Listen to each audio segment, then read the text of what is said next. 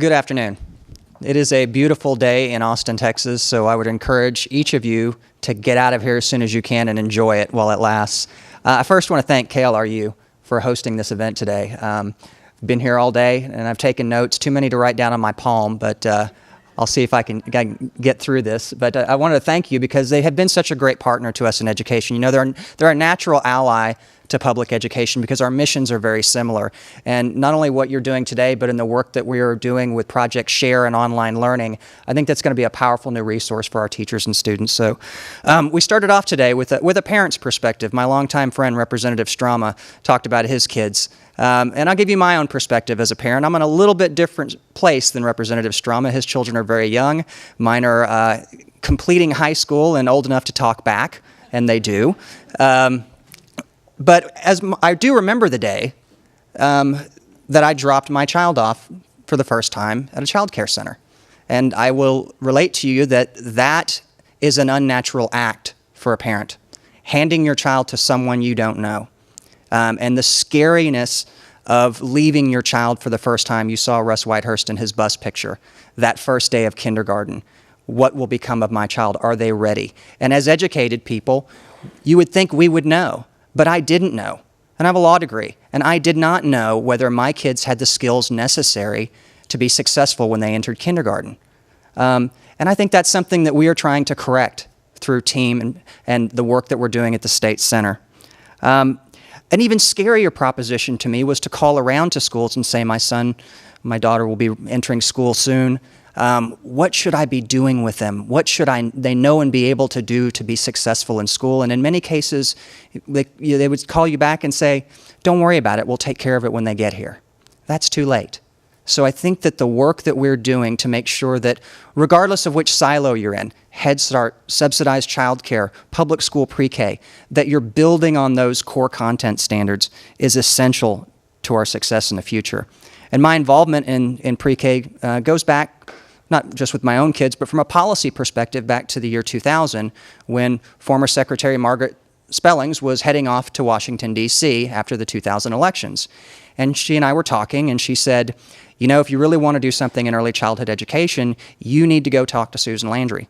And I did, and I learned a lot. And that was the beginning of the creation of the State Center. And Kara, I was there in 2001 in that session, and thank God that we all did get our acts together in 2003 because that put us on a path that led us here today.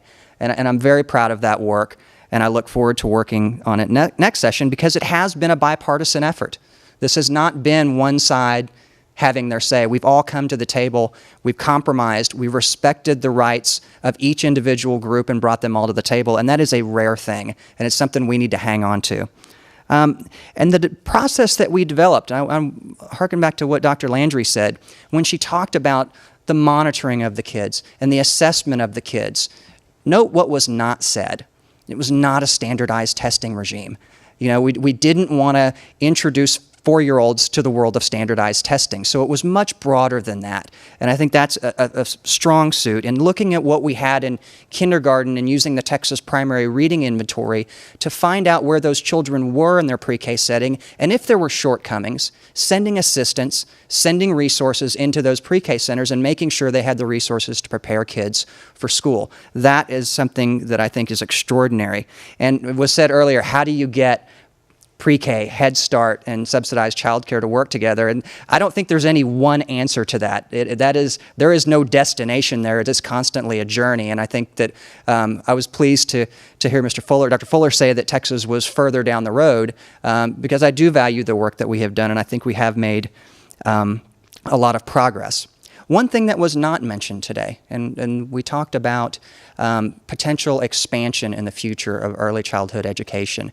One of the things that I think we really should focus on, particularly for the 0 to 3 population, is our children with disabilities. And the research that we are getting on children with disabilities in the area of autism spectrum disorder is able to help us better serve those kids and actually better help those parents who may be in desperate need of resources to help children that have disabilities. So that's one of the areas that I'd like to focus on as we move into next session. What research do we have, and how can we better assist both children and families prepare for success in school, particularly, as I said, with children with disabilities. But it's what we started with today what do we want for our babies?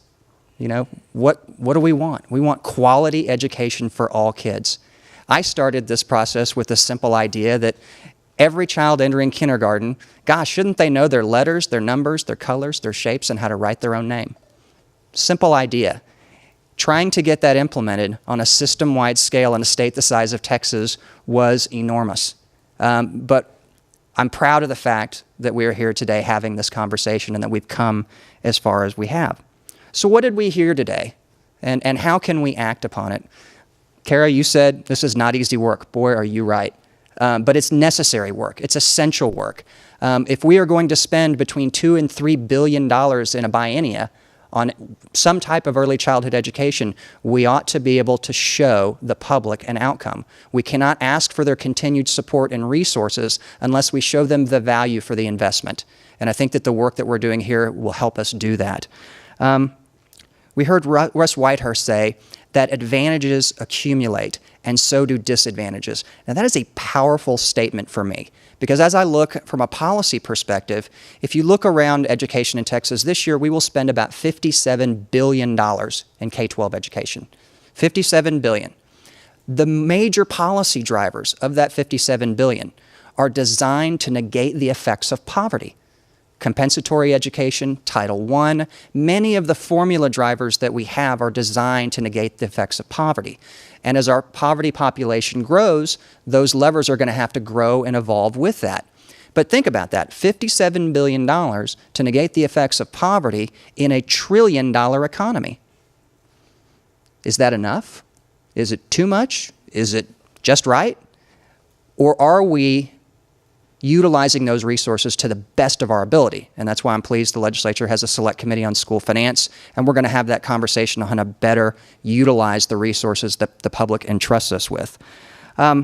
We also heard the building blocks: alphabet, phonological awareness, vocabulary. Those are the things that are basic building blocks, but when it comes down to it, family night and empowering parents to make that decision and get them involved. Now, this is a summit for another day, but I would like you to think about and explore the relationship between what we can do in adult basic ed and what we can do in pre-K, and how that system can work together to negate the effects of poverty and break the cycle of poverty. I think there's some powerful research to be done there as well.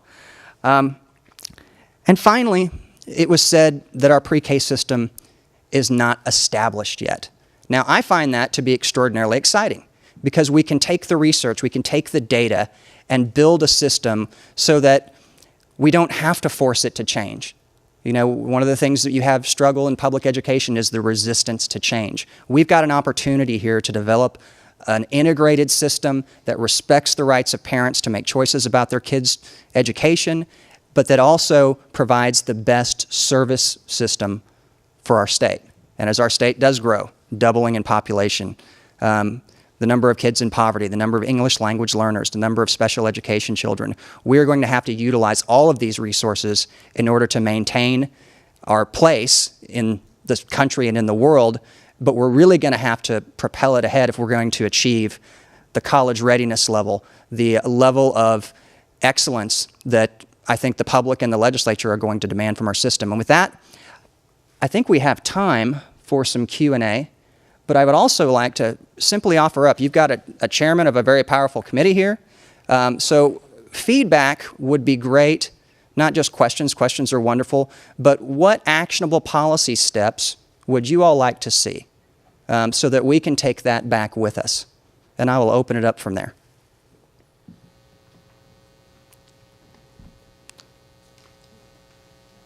Somebody's got to ask a question, or I start singing. And being in the same building where they do Austin City Limits, you do not want me to start singing. We have someone coming down.